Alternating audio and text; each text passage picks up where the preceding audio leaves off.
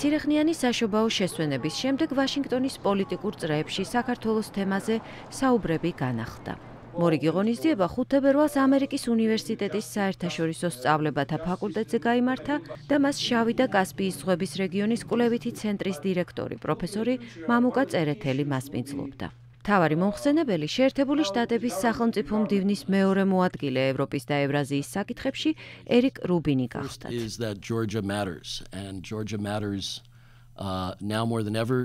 საქართველო მნიშვნელოვანია. საქართველო ახლა კიდევ უფრო მნიშვნელოვანია, ვიდრე ოდესმე ყოფილა. უახლესი მოვლენების შემდეგ მისი მნიშვნელობა შეერთებული შტატებისთვის, მეზობელი სახელმწიფოების, რეგიონის თუ ზოგადად მსოფლიო დემოკრატიის განვითარებისთვის არათუ არ შემცირდა, არამედ მიმაჩნია, რომ გაიზარდა კიდეც.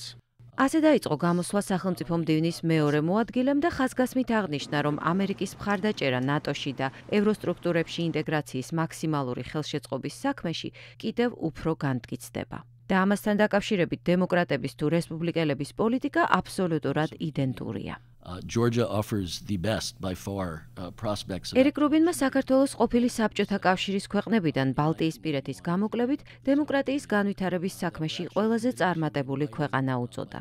ამის საუკეთესო დადასტურებად კი ოქტომბრის საპარლამენტო არჩევნები დასახელდა. გარდამავალი ეტაპი მართალია არც ისე ხავერდოვანია, როგორც ეს სასურველი იყო, მაგრამ მიმაჩნია, რომ ორი აღმასრულებელი ხელისუფლების თანაარსებობა მაინც წარმატებით მიმდინარეობს, რაც ჩრდილოატლანტიკურ და ევროპულ სტრუქტურებში ინტეგრაციის მთავარი წინაპირობაა, განაცხადა ერიკ რუბინმა. ამერიკის ხმის კითხვაზე თუ როგორ შეიძლება დაბალანსდეს ერთის მხრივ ამომრჩეველთა დაკვეთა მაღალი პროფილის კორუმპირებულ თანამდებობის პირთა სამართლებრივი პასუხისმგებლობის შესახებ და მეორეს მხრივ დასავლეთის მიერ პროცესების პოლიტიკურ დევნად შეფასება და ამის გამო არსებული ზეწოლა, მან გვიპასუხა.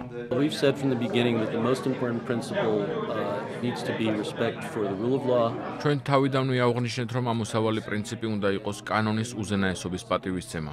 შემდეგ აუცილებელია პროცესების გამჭვირვალობა, რათა გამოძიების და სასამართლო პროცესის შემთხვევაში გამოიკვეთოს, რომ ეს არ არის პოლიტიკური დევნა და შურისძიება. მთავრობამ ისიც უნდა გაითავისოს, რომ საქართველოს უმთავრესი მიზანი სტაბილური დემოკრატიული სახელმწიფოს აშენებაა, რომელშიც კანონის უზენაესობა და მოქალაქეთა უფლებები გარანტირებულია.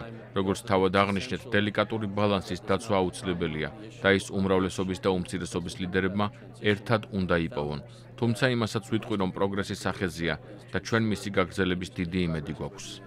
პროფესორ წერეთელს კითხვა ევროსტრუქტურებში ინტეგრაციის საკითხზე დაუსვით. იმის გათვალისწინებით, რომ თურქეთი ევროკავშირში გაწევრიანებას უკვე 20 წელიწადია წარუმატებლად ცდილობს, რა პერსპექტივა შეიძლება ჰქონდეს საქართველოს, რომელმაც პროცესი შედარებით გვიან დაიწყო. ევროგაერთიანებაში გაწევრიანება არის გრძელი პროცესი, მაგრამ ის აბსოლუტურად რეალისტური პროცესია. გაცილებით რეალისტურია საქართველოსთვის, ალბათ ვიდრე თურქეთისთვის.